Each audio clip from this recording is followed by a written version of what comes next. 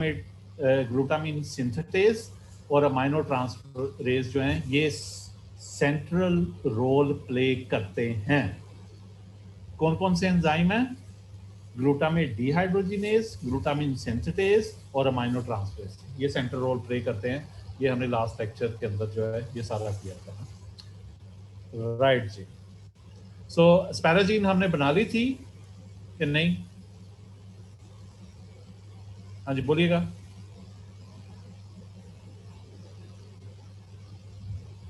एस्पैराजीन बना ली थी कि नहीं? बना ली थी सर। ओके गुड, हो गया, तो ये भी हो गया। Okay serine, serine amino acid की बायोसिंथेसिस हमने कर ली है कि नहीं? ये नहीं करनी है। ओके अच्छा, मुझे ये थोड़ा सा रिकॉल भी साथ साथ करते जाएं। सीरीन, थ्रियोनीन और टायरोसिन, ये इनमें कॉमनैलिटी क्या है इन तीनों अमाइनो एसिड में? Serine, threonine and tyrosine. तो OH, या OH ग्रुप कंटेनिंग है ये तीनों अमीनो एसिड ना। राइट। सो स्टोरी स्टार्ट होती है कहाँ से? सीरीन की 3-फास्फोग्लिसरेट, और ग्लिसरेट की स्टोरी कहाँ से स्टार्ट होती है? ग्लिसरॉल से। What is glycerol? ग्लिसरॉल आपका वो मॉलिक्यूल है जिसमें 3 OH ग्रुप जो हैं वो 3 कार्बन के साथ पाए जाते हैं। राइट, मतलब 3 कार्बन कंपाउंड है कंटेनिंग 3 अल्कोहलिक ग्रुप। ओके, अब ग्लिसरॉल से ग्लिसरेट कैसे बनता है? ग्लिसरॉल से ग्लिसरेट कैसे बनता है? अगर एक OH ग्रुप ग्लिसरॉल का उसकी जगह पर कार्बोक्सिल ग्रुप आ जाए COO नेगेटिव, तो वो ग्लिसरेट बन जाता है। यहां तक क्लियर? मतलब ये कार्बोक्सिल ग्रुप आ गया, पहले यहां पे COH था, अब क्या है? COO नेगेटिव, तो ये ग्लिसरेट बन जाएगा। ओके, और ये 3 फास्फो है, ये कार्बन नंबर 1, कार्बन नंबर 2 के ऊपर OH ही है और कार्बन नंबर 3 के ऊपर फास्फेट ग्रुप लगा हुआ है। तो 3 फास्फोग्लिसरेट जो है, यहां से सीरीन की बायोसिंथेसिस जो है वो हम लोग देखते हैं। सो 3 फास्फोग्लिसरेट जो है ये कैटालाइज होता है और एंजाइम इसके ऊपर जो है वो 3 फास्फोग्लिसरेट डिहाइड्रोजिनेज, 3 फास्फोग्लिसरेट डिहाइड्रोजिनेज जो है वो एक्ट करेगा। अब आप ये देख लो कि आपके पास एक ये हाइड्रोजन है और एक इस कार्बन के साथ हाइड्रोजन लगा हुआ है। तो ये वाला हाइड्रोजन और ये दूसरा हाइड्रोजन जब ये निकलेंगे तो फिर इस कार्बन के ऊपर डबल बॉन्ड आ जाएगा ऑक्सीजन के साथ, जो उसने ये मेंशन किया हुआ है। ठीक है, यानी कि डीहाइड्रोजिनेज एंजाइम ने डीहाइड्रोजिनेशन का प्रोसेस किया, तो आपके पास जो है जो मॉलिक्यूल था D3 phosphoglycerate, that is converted into phospho hydroxy pyruvate।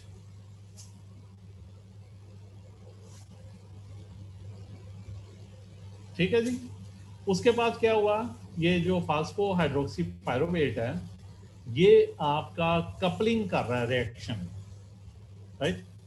मसलन ये जो है वो अमाइनो ट्रांसएमिनेशन का प्रोसेस होगा, ट्रांसएमिनेशन का प्रोसेस। अब एक शायद याद रखना, जो आप पहले पढ़ के आए हुए हो ना वो 3 रिएक्शन, उसने कहा था कि बायोसेंसिस के अंदर मेन ये 3 ही एंजाइम है जो रोल प्ले करेंगे। तो अब वो बार बार वही आ रहे हैं लेकिन मॉलिक्यूल के नाम चेंज होते रहेंगे। मतलब ट्रांसएमिनेशन जो है ये यहाँ पे ट्रांसएमिनेशन का प्रोसेस, यानी कि अल्फा अमाइनो एसिड है तो इसके ऊपर अमाइनो ग्रुप है, तो वो अमाइनो ग्रुप इस कीटो ग्रुप के ऊपर जो है वो शिफ्ट करेगा और खुद ये कीटो ग्रुप इसके ऊपर शिफ्ट हो जाएगा, तो अमाइनो एसिड कीटो एसिड बन जाएगा और यहाँ पे जो कीटो है वहां पे आके अमाइनो ग्रुप लग गया। ये पॉइंट क्लियर है? This process is called transamination. हाँ जी, ये स्टेप क्लियर है? ये पहले भी किया हुआ है हमने। ओके, तो इसको हम लोग जो है वो फास्फोसेरीन जो है हम उसका नाम देते हैं ना। ठीक हो गया? अच्छा जी, फिर in the presence of water molecule, मतलब ये हाइड्रोलिसिस होगी। हाइड्रोलिसिस क्या होती है? In the presence of water molecule किसी का जो है जो प्रोसेस आएगा कि hydrolytic removal of the phosphoryl group. तो फास्फोराइल ग्रुप जो है वो वहाँ से कैटालाइज हो जाएगा फास्फोसीरीन हाइड्रोलेज से, तो आपके पास सीरीन साफ तैयार है। तो सीरीन अमाइनो एसिड अगर हमने उसको देखना है तो इसका अल्फा कार्बन कहाँ पर है? ये इसका अल्फा कार्बन है, ठीक है। और अल्फा कार्बन किसे कहते हैं? कि जिसके साथ अमाइनो ग्रुप लगाओ, कार्बोक्सिल ग्रुप लगाओ, और फिर एक हाइड्रोजन होता है जो अंडरस्टूड है कि ज़ाहिर है कि वो उसके साथ लगा हुआ है, कार्बन की वैलेंसी 4 है। तो और उसके बाद मेथिलीन है CH2 और फिर OH है। सो आपका सीरीन तैयार हो गया। तो किसी स्टेप पे कहीं पे कोई इशू है सीरीन के लिहाज से? Sure? Serine is all clear, right जी। ओके, नेक्स्ट आ जाता है जी, सीरीन से ग्लाइसिन भी बन सकता है, ठीक है। मसलन क्योंकि अभी हम सीरीन करके आए हैं, तो सीरीन ये बना है, टेट्राहाइड्रोफोलेट है और मिथिलीन टेट्राहाइड्रोफोलेट। वाटर मॉलिक्यूल निकल रहा है, ठीक है। वाटर मॉलिक्यूल के निकलने के साथ ही जो है ये कौन सी है? ये अल्फा कार्बन है। अल्फा कार्बन के साथ 2 हाइड्रोजन लगे हुए हैं और एक ये अमाइनो ग्रुप आ गया, ये कार्बोक्सिल ग्रुप आ गया, तो ये आपकी ग्लाइसिन तैयार होगी, ठीक है।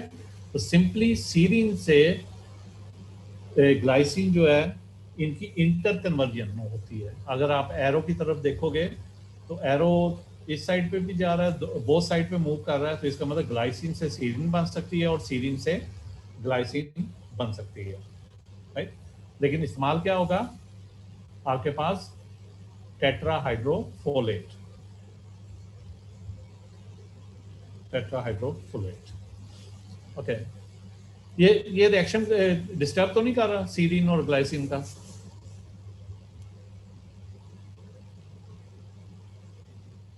ओके, राइट जी।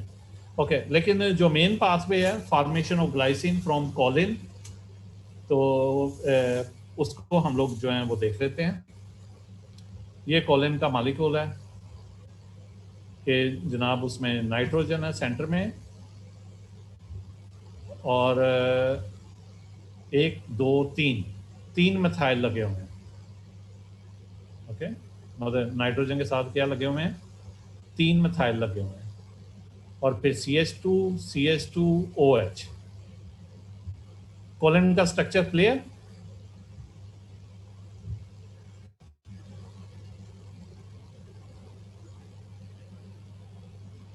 हाँ जी, कॉलिन का structure clear? Yes sir. Okay, अगर ओके, अब सिंपली आपको पता होना चाहिए ये आपका स्टार्ट है,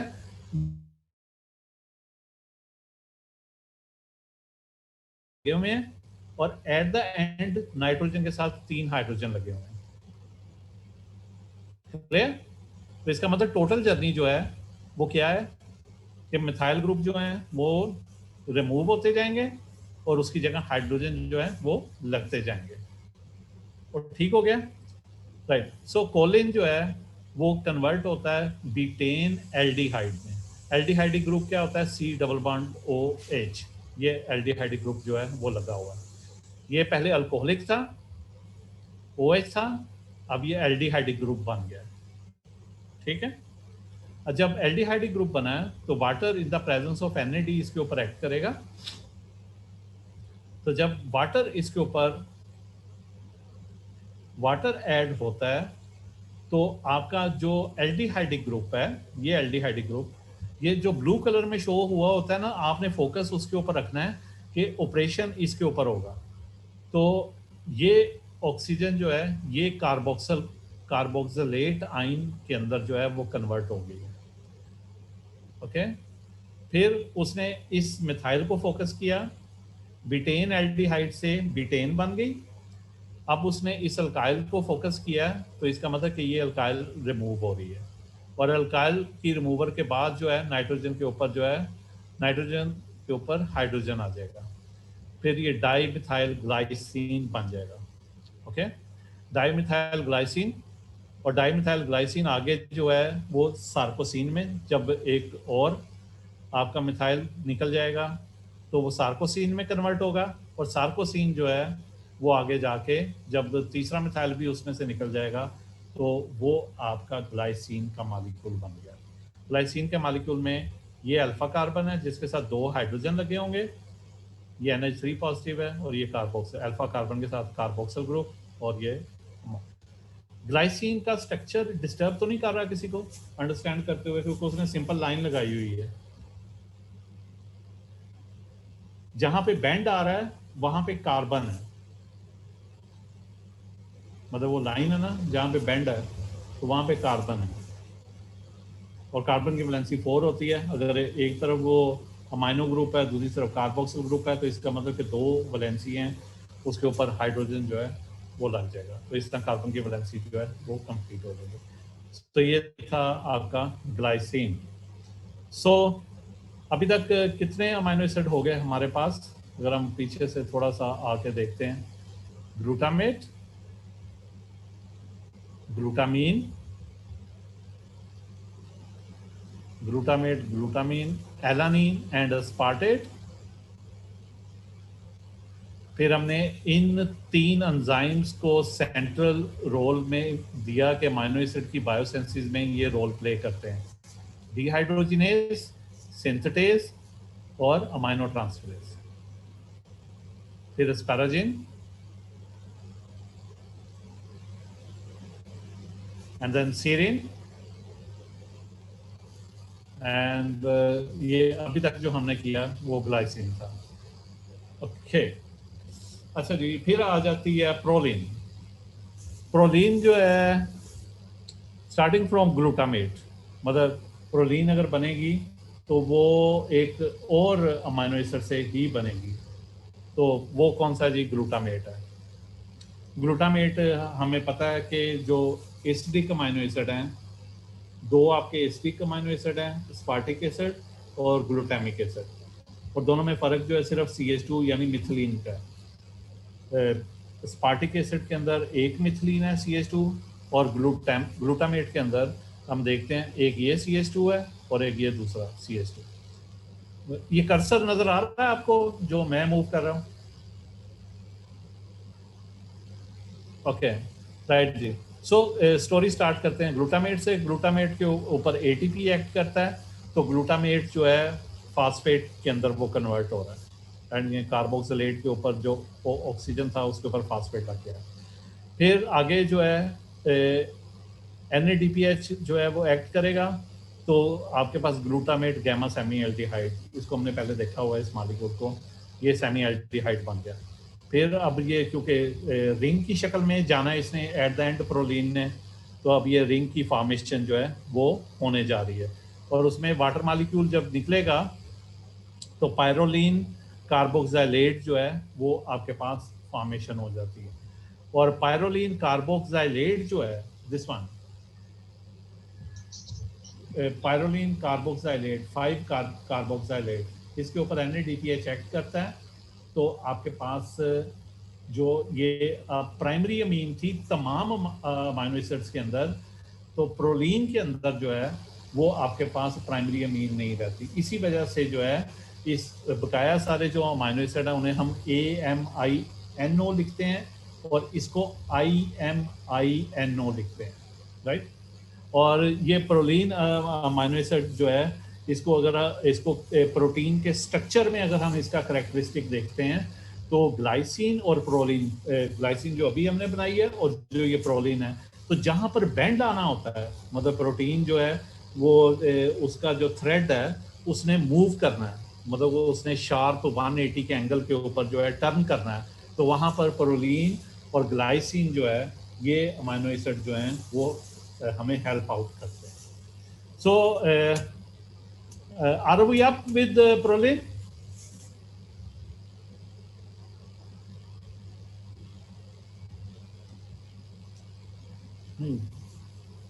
कोई जान नहीं लगी उसमें कि यार कि वाकई जो है वो हमने प्रोलीन जो है, प्रोलीन किससे बनता है?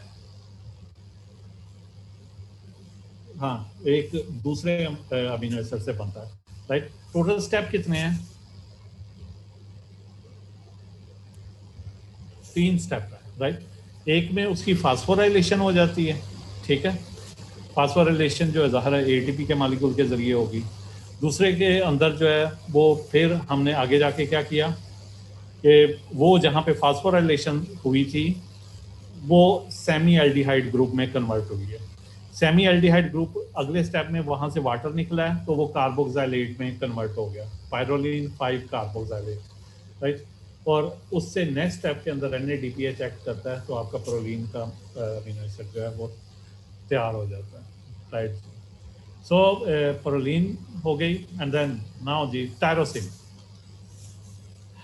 टायरोसिन टायरोसिन टायरोसिन टायरोसिन जो है ना, अगर हम स्ट्रक्चर के लिहाज से इसको देखें, अगर यहाँ पे ये अल्फा कार्बन है, ये कार्बोक्सिल ग्रुप है, ये अमाइनो ग्रुप है, अगर यहाँ पे CH3 होता और ये आपका अरोमेटिक रिंग ना होता तो इस अमाइनो एसिड का क्या नाम था? हाँ जी बोलिएगा।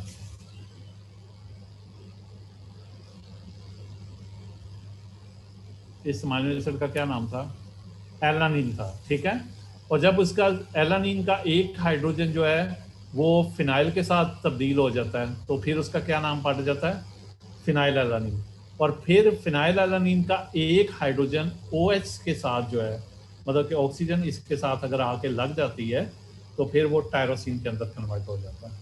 तो ये बेसिकली हर अमाइनो एसिड को आप लिंक करते हो एक दूसरे के साथ ताकि आप आसानी से टोटल पिक्चर को अंडरस्टैंड कर सको, राइट। सो हम देखते हैं जी कि अब conversion of phenylalanine to tyrosine और कौन सा हाइड्रोक्सीलेज जो है फिनाइल एलानिन हाइड्रोक्सीलेज इसके ऊपर एक्ट करेगा, राइट जी।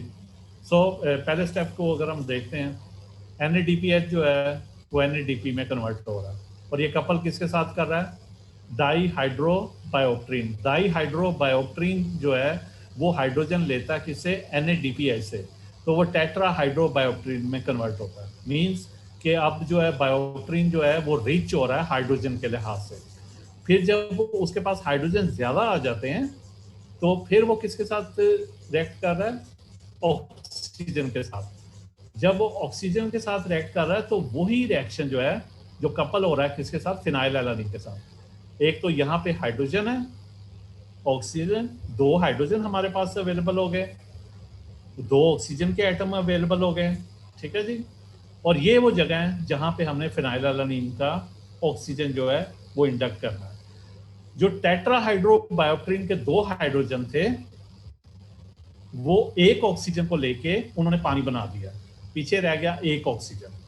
वो ऑक्सीजन जो है वो फिनाइल एलानिन के साथ जाके ये लगता है तो वो टायरोसिन के अंदर कन्वर्ट हो जाता है। तो फिनाइल एलानिन और टायरोसिन के अंदर डिफरेंस क्या है? सिर्फ OH का, ओके। और ये टेट्राहाइड्रोबायोप्ट्रीन जो है उसका उसने स्ट्रक्चर भी आपको दे दिया ताकि जो बंदा एक दफ़ा जो कंसेप्ट को अंडरस्टैंड कर लेता है तो उसे स्ट्राइव करना आसान हो जाता है, ओके। बकाया अगर आपने वो ग्रामरिंग भी करनी है तो उसकी भी एक हाफ लाइफ होती है कि यार कि वो कितनी देर आपको याद रहेगा ना, right. So tyrosine is clear? Sure?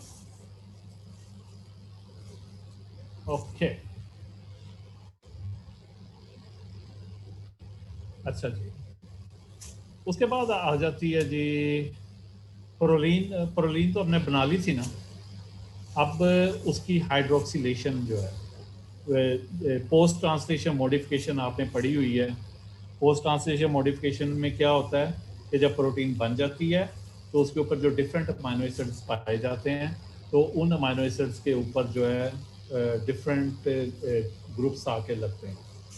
So hydroxylation of proline rich peptide, ये जनाब आपका अल्फा कीटो ग्लूटरेट है। वी आर वेल इन्फॉर्म्ड कि इसका keto acid in the presence of ferrous ये सक्सीनेट में कन्वर्ट होता है. ओके, ऑक्सीजन यूज किया गया ये एक्सपेरिमेंट में. आइसोटोप्स होते हैं ना, तो ये जो उसका रेडियो एक्टिव आइसोटोप था ऑक्सीजन 18 वो इस्तेमाल किया गया ताकि ये पता चल सके कि ऑक्सीजन का मॉलिक्यूल जब दो ऑक्सीजन के एटम में कन्वर्ट होगा तो वो दोनों ऑक्सीजन जाएंगी कहाँ पे. तो एक ऑक्सीजन गई है कहाँ पे, सक्सीनेट में, और दूसरी ऑक्सीजन जो है वो गई है कहाँ पे, प्रोलीन में. सो प्रोलीन की जो है वो हाइड्रोक्सिलेशन हुई, right. So molecular oxygen is incorporated into both succinate and proline. Peptidyl prolyl four hydroxylase. ठीक है, और इसी तरह का फंक्शन जो है वो लसाइल 5 हाइड्रोक्सिलेज कैटालाइज एनालोगस रिएक्शन, वो भी इससे मिलता जुलता ही है ना, राइट. प्रोलीन और लाइसिन, इसकी हाइड्रोक्सिलेशन आपको याद है कि किस प्रोटीन में ज़्यादा पाई जाती है? ये फर्स्ट ईयर में हम लोगों ने ये किया हुआ है टॉपिक, कोलाजन. गुड. तो कोलाजन जो है उसका जो वो स्ट्रक्चर, टर्शी स्ट्रक्चर बनता है, तो टर्शी स्ट्रक्चर की जो स्ट्रेंथ वो उसे प्रोवाइड करती है वो बेसिकली जो है प्रोलीन की हाइड्रोक्सिलेशन है और लसाइल की हाइड्रोक्सिलेशन है. ओके, ये हमने जो है वो पहले जो है इसको देखा होगा ना. सो valine, leucine and isoleucine, while leucine, valine, isoleucine are all nutritionally essential amino acid. Nutritionally essential amino acid किन्हें कहते हैं? जो हमारी बॉडी नहीं तैयार कर सकती, हमें डाइट में वो लेने पड़ते हैं. So tissue amino transferase reversibly interconvert all 3 amino acid and their corresponding keto acid. So these alpha keto acid thus can replace their amino acid in the diet.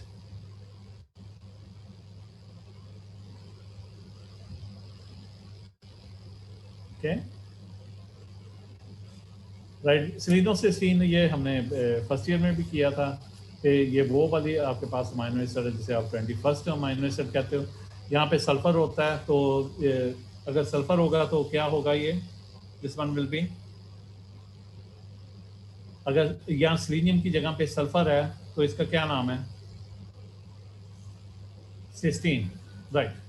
सो अब selenocysteine and the reaction catalyzed by the phosphate synthetase.